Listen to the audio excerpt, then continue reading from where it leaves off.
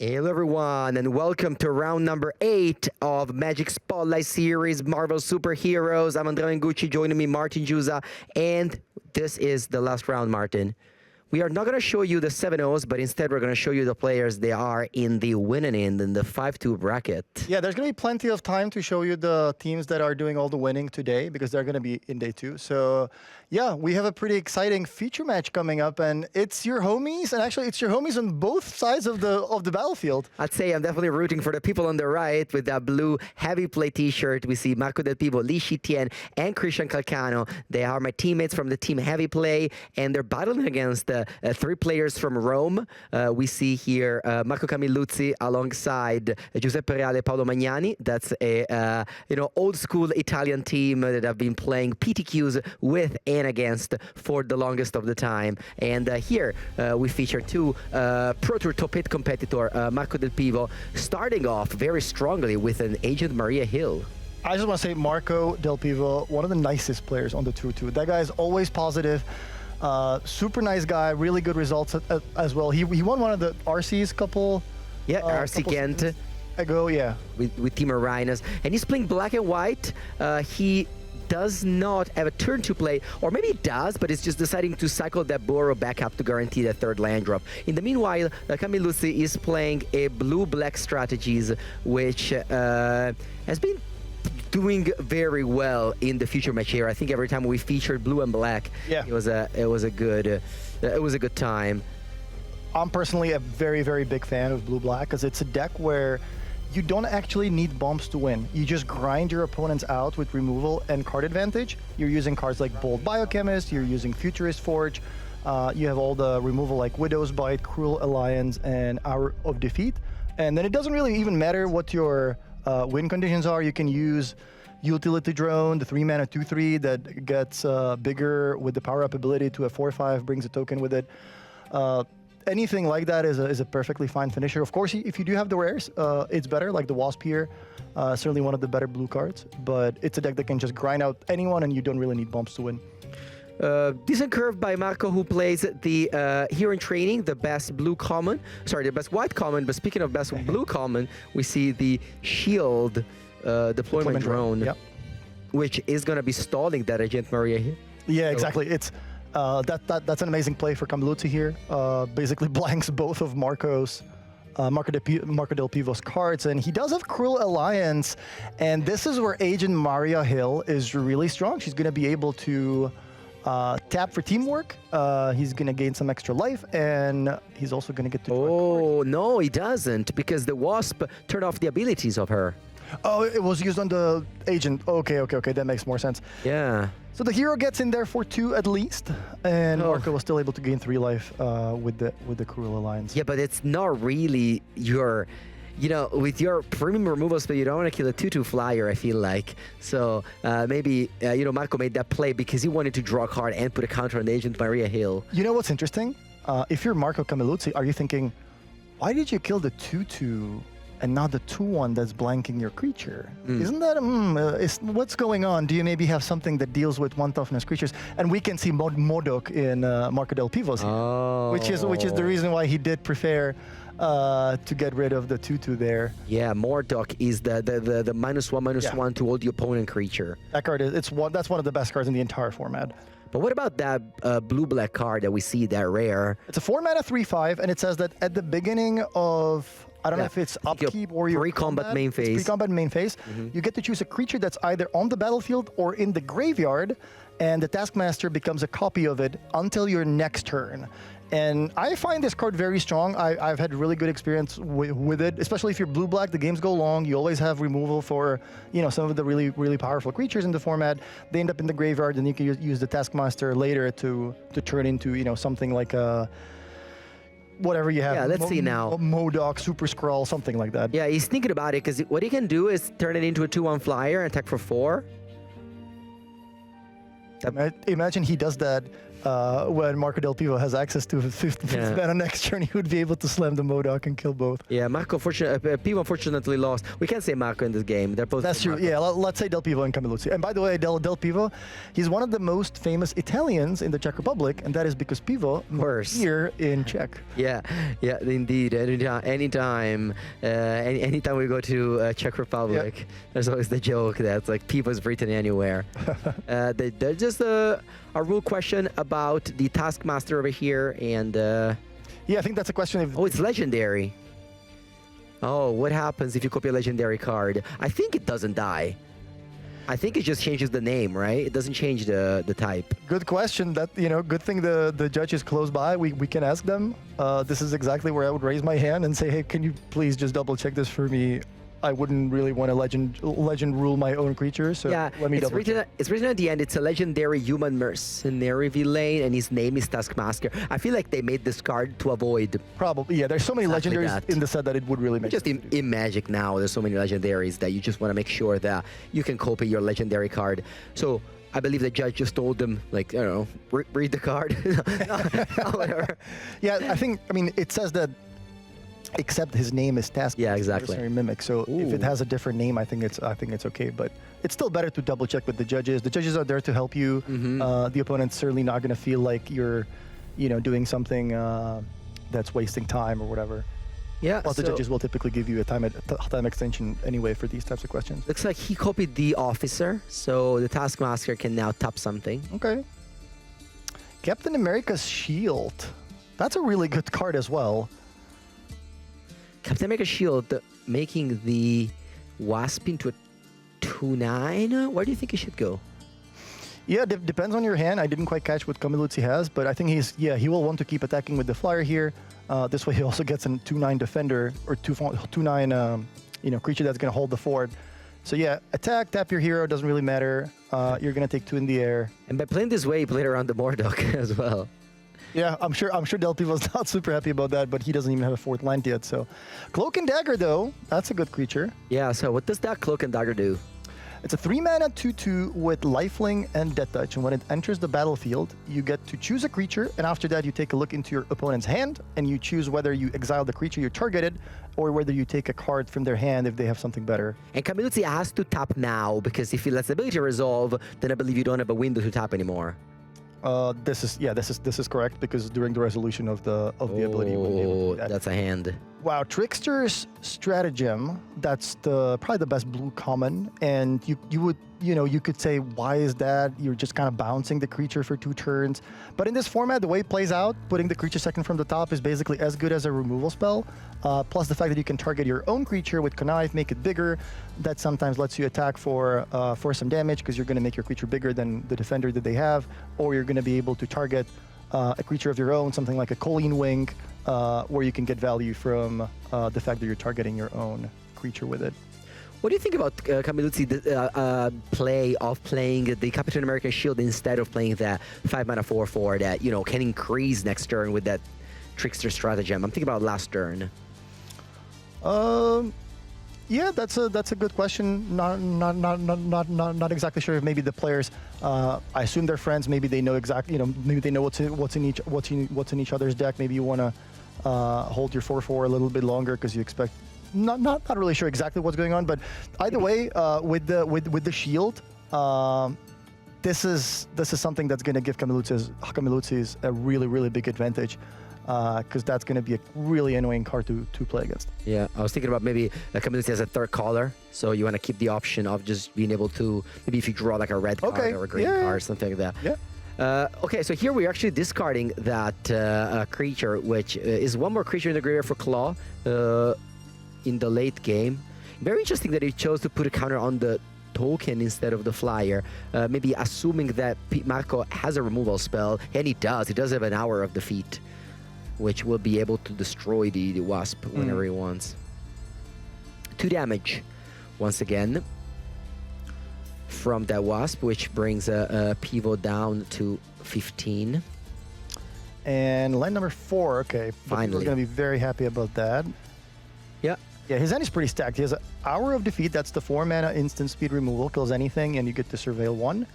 The Modok, obviously, one of the most broken cards in the entire format. I see Agent 13 as well. That's also one of the better cards.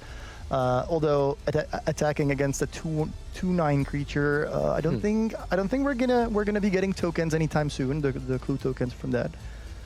Yeah. I think he has a Brave Brawler as well. Mm-hmm. And as well as a Black Widow. The Black Widow, which once again we see this theme of black and white to just rewarding to attack with one creature only. Which kind of goes against these like hero in training that just kind of puts you like a little bit wider. All right, we see that. I think the Black Widow is one of the very few hero villains in the set, if I remember that correctly. Yeah, so here we have the Black Widow, which is a 3/2 death fetch, which will gain extra abilities when attacking alone, and people just pass the turn with the 1 mana for the officer, being able to tap that Wasp. Game is very close, and it could honestly go either way. Oftentimes in limited, after 10 minutes of gameplay, you kind of have a winner already, or some sort, like you can see who's ahead. But this game is like extremely open, in my opinion. Yeah, sometimes you have these tempo games where being on the play, lets you be the aggressor, use your removal spells really effectively to push damage through, and the other players sometimes on the back foot very quickly. But this is a game where both players have 1 or 2 power creatures for the most part. 16 and 17 live, were 10, 12 turns deep into the game. This game is certainly up for grabs. We are showing 2 cards to this claw, and Pivo is keeping those black cards in hand, revealing the Agent 13 and another white card. I think that's a Brave Brawler. It's a 2-mana 2/1 lifelink that has the power-up ability that you can pay 5 and make him into a 4/3 lifelink. One of the better two drops that White has to offer, and that's the best thing about White actually, is that White has so many good 2 drops. You have Brave Brawler, you have the Rift Officer, and you have Agent of Atlas as well. And there's a couple extra cards at the uncommon and rare slots as well. All right, Camille passes the turn with the We Say the Nay up. So if Pivo draws a land and slams the. Wow. Whoa. He replays the Cloak and Dagger, but gets countered. All right, so he gets instantly countered by the We Say Dine, and I think that's really good for Del Pivo because he will be able to use the Modok. Yeah, well, later on. Well, that Cloak Dagger was on top of the deck, so Camille knew about it, and Pivo also knew that the opponent knew. Okay, so we're attacking with a Death Touch Menace creature. That's pretty good. That's a very good combination. Death Touch Menace. As good as Death Touch First Strike, no. A little bit less. This is how Del Pivo is going to be able to attack now. This is exactly what I mentioned. Camille has a red card, but he discarded the Land Cycler earlier on, so he now cannot cast. No, I didn't. I was just because so when I see a very good player and they make a play that raises my eyebrows, my thought as a commentator this past year that I've been watching very good players is, I would have played differently than him. So something is up. So I was thinking, like, what is it? And I think because if he drew a red card, he could have cycled. And there it is, Vision Quest. But unfortunately, it's too late now. Camille cannot cycle to get a mountain anymore. Yeah, Vision Quest, one of the better rares in the format as well. It's X, blue, and red. It's a sorcery that lets you basically spend X mana to find an artifact creature in your deck or graveyard and put it into play. And if X was with X +1/+1 counters, and if X was, I believe, 4 or more, it also gains haste. Yeah, normally paired up with Airby, but this is Steam Seal with 12 boosters, so I can expect anything, honestly. Yeah, there's typically the deployment drone. You have something like Viv Vision, and there's a lot of cards that pair really well with it. Deployment drone already in the exile zone, but again, like 12 boosters, you have more than one most of the times. Yeah. All right, so the Raft Officer, because like at the end of the day, that Captain America shield did not end up doing anything because the opponent had this Raft Officer the whole game, So, I mean, that's kind of the problem with equipments, is that they are bad against tappers, and we've seen it here in this game. All right, so Claw offers the trade here. Claw getting in there. Marco looks like is gonna be able to take advantage of that with the 2/1 with no abilities, because remember that's still the text on that is still kind of deleted with the Wondrous Wasp. And Herbie, one of the cards that if you look at it, your first instinct's going to be, what, 4 mana, 2/1? I mean, yeah, you get to draw a card, but like that's not a very powerful creature in Magic in 2026. But as it turns out, this format is kind of dominated by flyers and card advantage, and this card ticks all the boxes. But it also is a 1 toughness creature. Yep. So what's going to happen here? And Modok comes into play. It's a 5 mana. It's a mythic rare. It has flying and lifelink. And you can see the face of Camilluzzi going up, pero. Yeah. So it is a static ability that says creatures your opponents control gain -1/-1.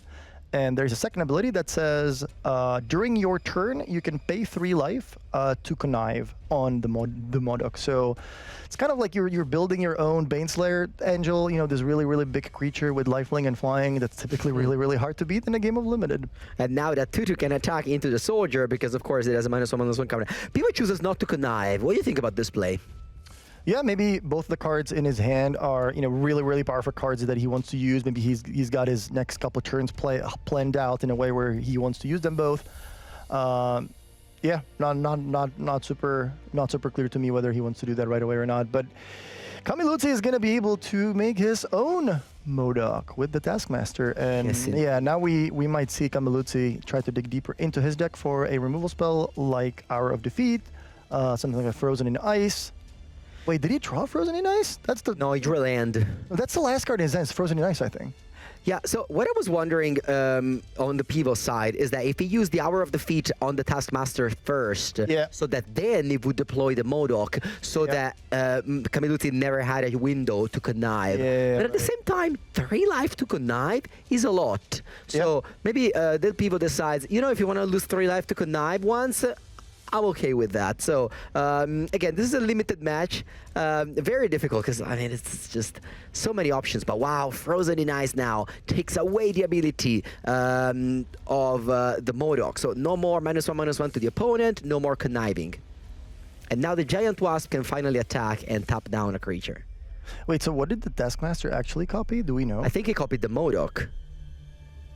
You don't think he did? I didn't see it. I just assume so. Then you would be able to attack, right? Okay, Aerial Doombot is a villain, so it can be played by the land. Okay, back to Del Pivo. Was not able to use his Raft Officer because he was tapped out, and now, now he has 2 cards in hand, the Brave Brawler that Camilluzzi knows about, and he also picked up a land that he can play together with Hour of Defeat. Yeah, I think he copied Modok because it didn't even wait for like big in combat for a tapper, so. Okay. Yeah. And now Marco's turn to decide whether to use the Hour of Defeat now or not. Actually, Twitch chat is pointing out that he did actually copy Agent 13 from the graveyard, and he used that's true. He used that to get a clue token by attacking. Yeah, so that's something we missed in the exchange. Yeah. Okay, Del Pivo is passing the turn. So if you're Camilluzzi, you're probably thinking, hey, you could have played the Brave Brawler. So what's going on here? That's true. That's probably going to be a bit of a giveaway that Del Pivo is sitting on a instant speed trick. What do you think about Marco keeping that land in hand? Yeah, I mean, there is a lot of cards in this format that make you discard. There's the 3-mana Ninja that has Power Up 5 that makes the opponent discard a card. There is the 4-mana Hydra discard 2 enchantment that makes you discard 2. So in that case, it would have been better to play the land.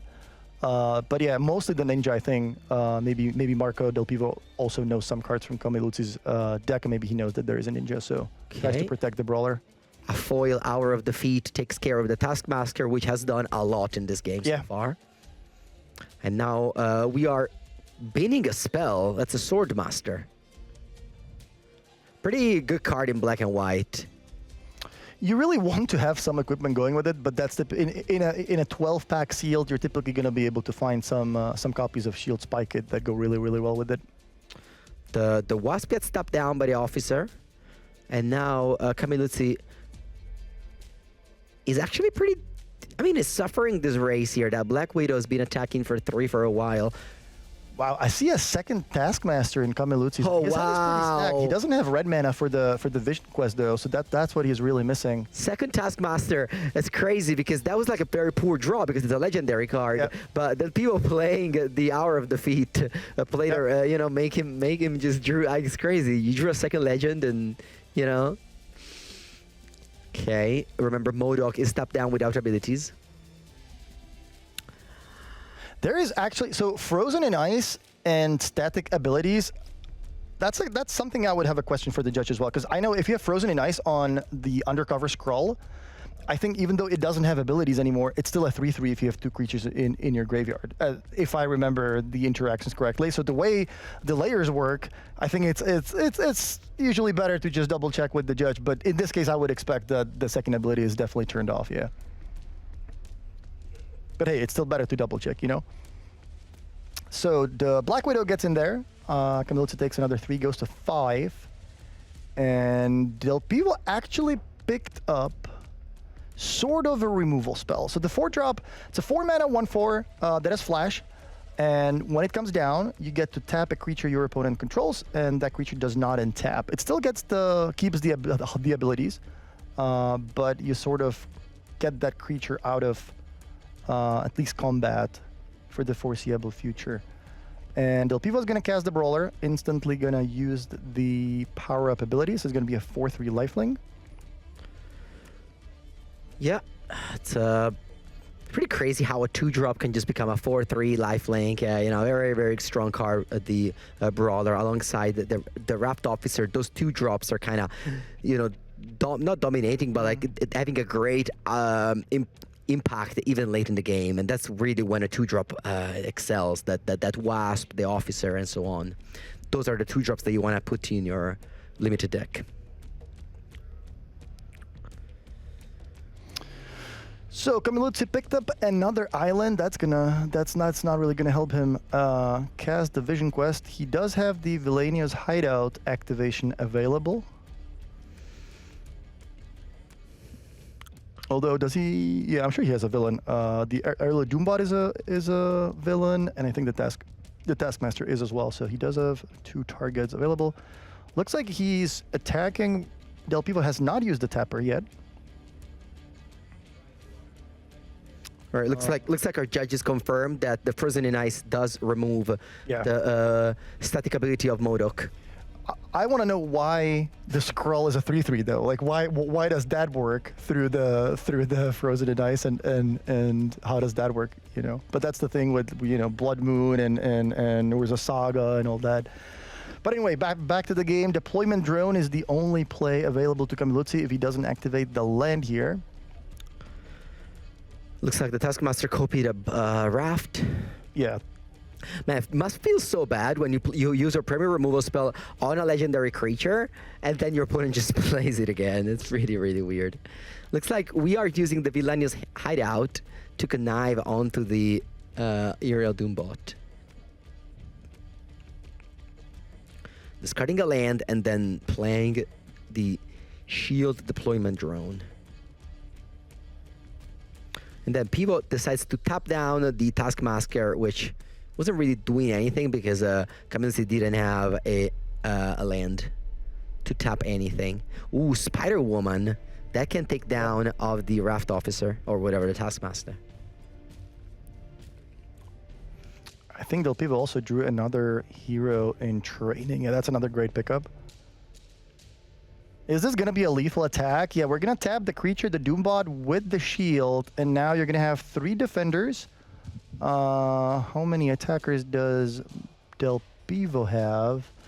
Okay, so that card is going to gain which abilities again? Yeah, from the Black Widow, you're going to gain Menace, and you're going to gain First Strike. So Menace, First Strike. You have a 4/3 lifelink First Strike Menace Brawler getting in there. So Camiluzzi does not have a great block here. Decides to take the damage, I believe, going down to 1. Oh, wow.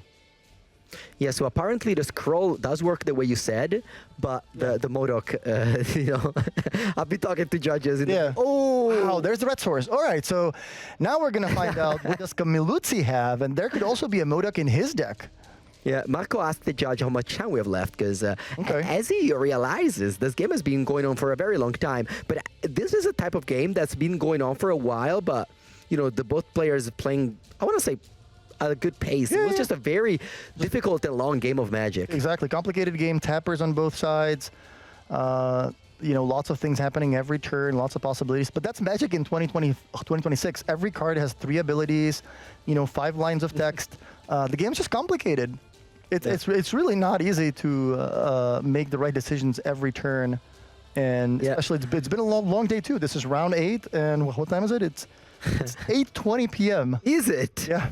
I didn't realize it was that late. It's been a long day. By the way, I saw both players played a 2-drop, and those 2 drops are still in play, the Wasp and the Raft Officer. It's not normally the case for a game of Magic.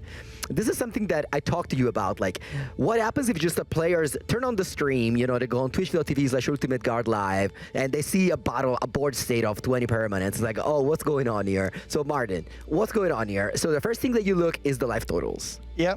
1 to 14. So, you know, definitely Marco Del Pivo is ahead in this game. But now, with this Visions of Insight...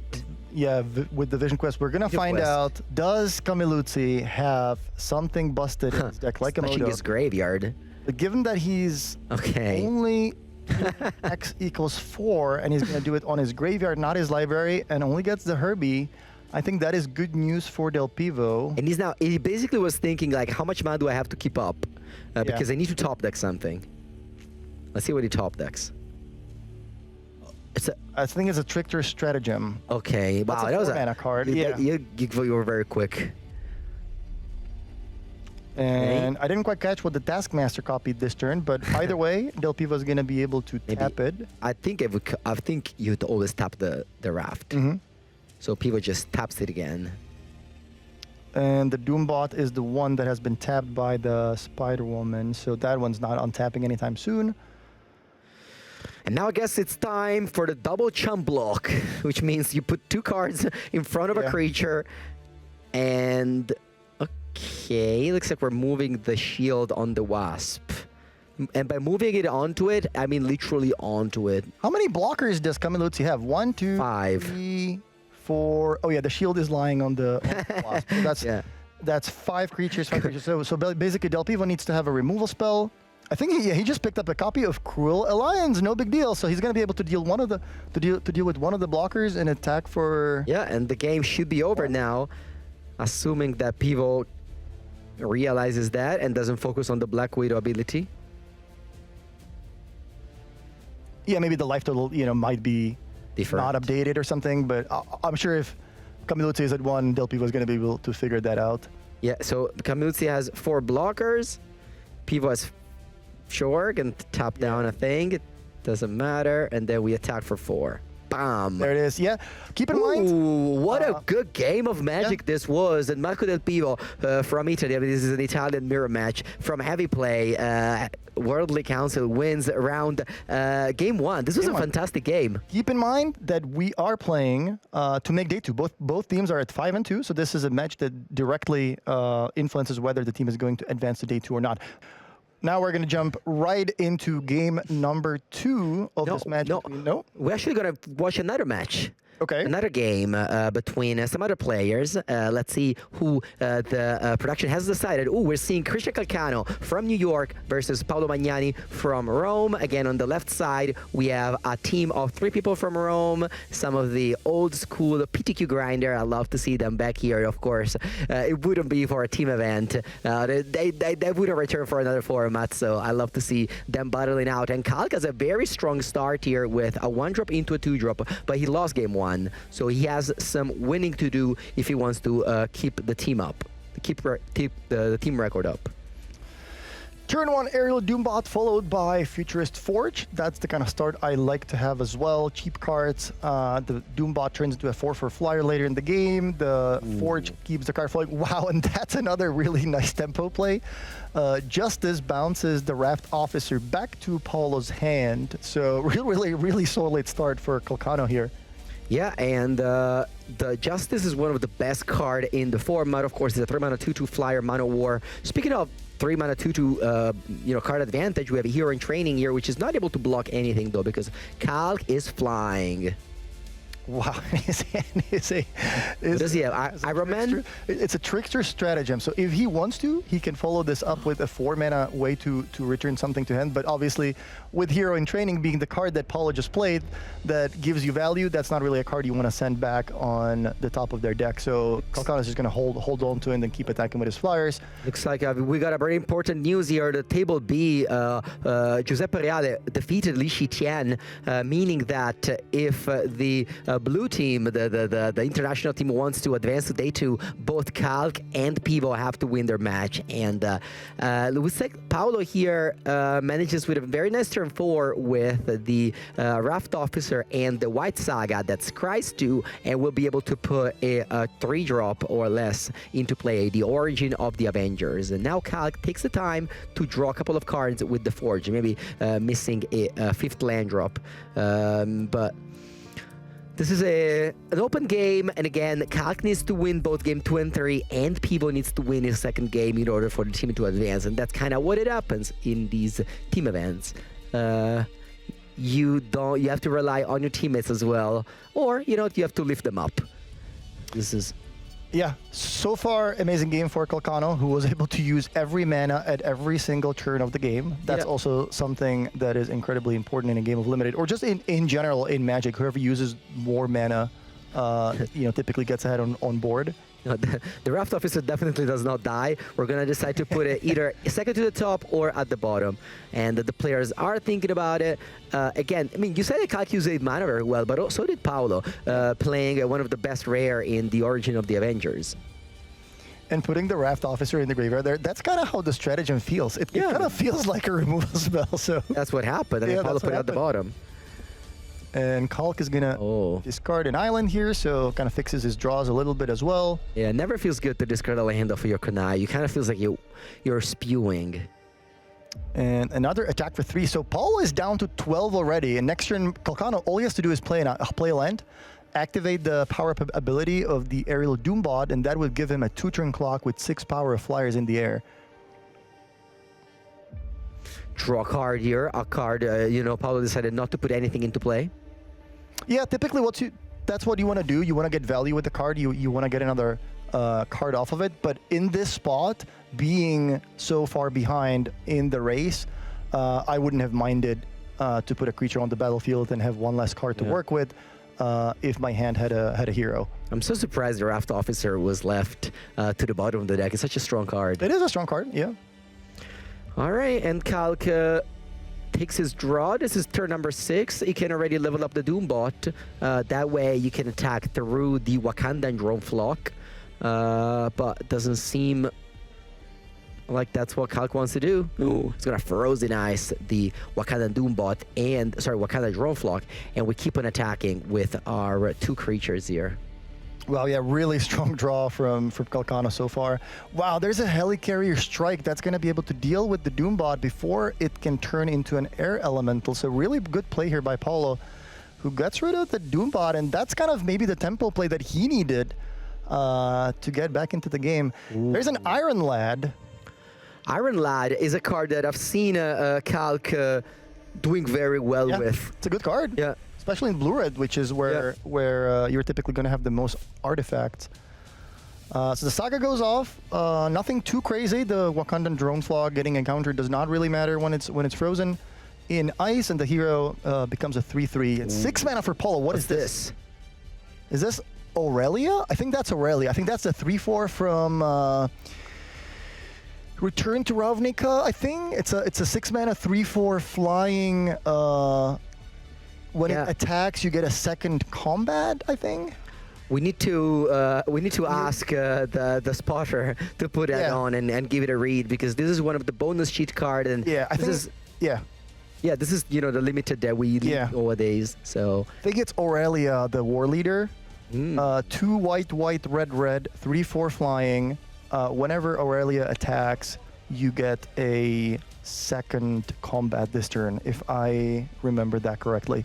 Yeah, there's a lot of bonus cards on the bonus sheet that you only get to see once maybe per the entire draft season or the entire limited season. And sometimes, you're going to lose a game to Massacre Girl, or somebody's going to have yeah, like there's a lot of it's like that's a crazy 6-mana card that destroys all the tapped creature. You gain 2 life for each. So we have that in chat. It is Aurelia, the War Leader, 2 red, red, white, white, 3/4 flying creature, flying vigilance, haste. Whenever Aurelia attacks for the first time each turn, untap all the creatures you control, and you get an additional combat phase. So yeah, you basically get to attack twice. Calc is a 4. Yeah, it is a card that you kind of feel very safe. Your opponent has a 2/2 or a 3/3 in play, and maybe you're a 10. Next turn they play War Leader Aurelia, and they attack for 12, and you're just dead all of a sudden from nowhere. So it's a pretty good card to have in a Boros deck for sure. And remember, the team on the left needs only to win 1 match. So if Paolo wins this game, the round is over. Calc is now discussing with his teammate what they should do. Yeah. In order to fight that Aurelia. Let's see if there is an answer here. Gonna be. I mean, it dies to removal, right? If Calc has a repulsory blast, exactly. It doesn't have it. That's the stricter stratagem, but putting that on the top, and I'm pretty sure that one's gonna go on the top, is not exactly a great way to deal with it. Yeah, we're putting a counter on a vigilance creature. Makes sense. And they were conniving. Now, you can take a look at your top card even during resolving the connive. So Calcano, yeah, that's what his team is pointing out. Take a look at the card. You might change your choice based on that. Oh, interesting. I would have thought that you have to wait to resolve the ability before. I'm actually pretty sure because this came up for me at the PT, and I did ask a judge, I'm like, hey, can I do that? Okay. And yeah, it turns out you can do that. Calc discards another land and is now thinking how to win this race. Yeah, how do I beat this Aurelia that's going to come back in 2 turns? He's looking at his opponent. I think there's even, yeah. 2 cards in hand. Calc has done a great job in not showing us what the cards in hand do, unlike many of the players so far. Yeah, both players, it could be anything. And I actually prefer it this way. I like not really knowing what the players have. It looks like Calcano decided, hey, I'm going to have to be aggressive before the Aurelia comes back. I have to try to find a way to win before that. So I'm gonna fly in the air, perhaps intending to take the swing from the hero, which would be only 3 damage, getting Calc down to 1. But there's a lot of tricks. Something that could take up the shield. That can come into play here and make things really... Oh my god. I think he has actually. Said no blocks, take up the shield. Wow. And shake. Wow, there is a take up the shield, and that's the 4th point of damage. So Calcano loses 0-2 Paolo Magnani. Magnani gets a W for the Italian team, and looks like the team from Rome advances to day number 2, and the international team from Worldly Council is now off the off competition. Calc just staring the board state. It's kind of brutal. You say no blocks and you die to a pump spell, but that's the way it goes.